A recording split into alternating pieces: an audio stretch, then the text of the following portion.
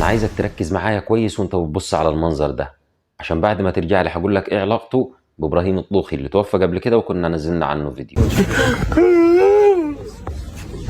ابراهيم الطوخي لما توفى الله يرحمه كنا عملنا عنه فيديو واتكلمنا عن وفاته، وقلنا في وفاته انه مات ما كانش عنده اي حاجه خالص، وناس كتير دخلت اتكلمت في التعليقات، اللي قال لك كان عنده مرض، واللي قال لك كان تعبان، واللي قال لك ان هو مات مبطون، وكأن اجرمنا في الوصف بتاع وفاته لما قلنا ان هو توفى وما كانش عنده اي حاجه خالص. وفي الحقيقه ان احنا ما كناش غلطانين، لان هو قبل ما يتوفى بيوم زي ما كنا عرضنا في الفيديو اللي قبل كده كان طلع مع مجموعه من الناس وكان بيتكلم معاهم وهو حالته الصحيه كويسه جدا، حتى لو كان عنده حاجه قبل كده. طب ولنفترض ان هو كان عنده حاجه، هل هو ده اللي خلاه مات؟ يعني هو لو ما كانش عنده حاجه هل ما كانش هيموت مثلا؟ في الفيديو اللي انتوا شفتوه من شويه واللي هو للفنان سليمان عيد، وانا في الحقيقه بما انه توفى مش حابب خالص لفظ فنان ده، لان اللي هينفع في قبره لا لفظ فنان ولا ان هو نمبر 1 ولا نمبر 2 ولا نمبر 20، وانما اللي هينفع في قبره هو عمله اللي عمله في الدنيا. من ضمن اعماله اللي هو عملها في الدنيا ان هو قبل ما يتوفى بيوم او بيومين راح عمل واجب العزاء في شخص متوفي وما كانش يعرف خالص ان هو هيتوفى، ويشاء ربك سبحانه وتعالى ان هو يتوفى. طب هو الشخص اللي توفى ده كلكم عارفينه، فنان ومشهور ومعروف والناس كلها بتحبه، لا كان عنده مرض ولا كان عنده حاجه، وفجاه كده ومره واحده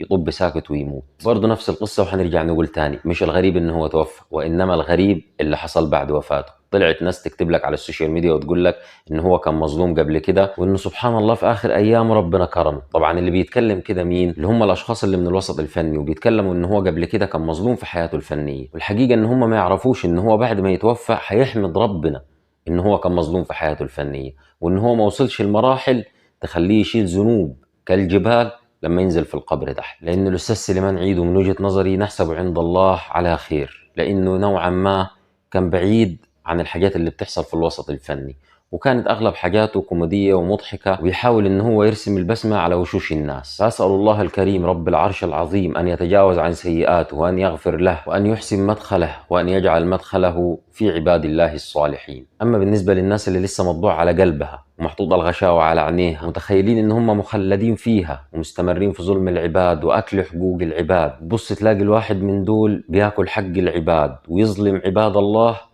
زي الاكل والشرب كده بالظبط، ويروح بيته ياكل وينام ويتغطى ويقعد وسط عياله ولا كأن في اي حاجه خالص، وهو مش متخيل ان في لحظه ممكن ينام ما يقومش. هو برضه متخيل ان الله غفور رحيم وان اللي بيعمله ده ربنا هيغفر له عنه، ولكن المسكين زي ما هو متخيل دي مش متخيل برضه انه زي ما ربنا غفور رحيم رب العباد شديد العقاب، وانه سبحانه وتعالى وان تجاوز وعفى في حقه فمش هيتجاوز ولا هيعفو في حق العباد إلا أن يصفحوا أصحاب الحقوق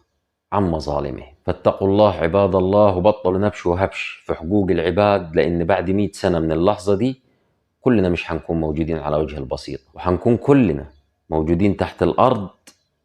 اللي ماشيين تتكبروا عليها. وخليك عارف ان الموت مش مستنيك تمرض علشان خاطر يجيلك، ولا مستنيك يجيك السكر علشان خاطر يجيلك، ولا مستنيك تدخل المستشفى عشان خاطر يجيلك، ولا مستنيك تكبر في السن وتعجز عشان خاطر يجيلك. الموت ممكن يجيك في لحظة، وممكن يكون الدور اللي جاي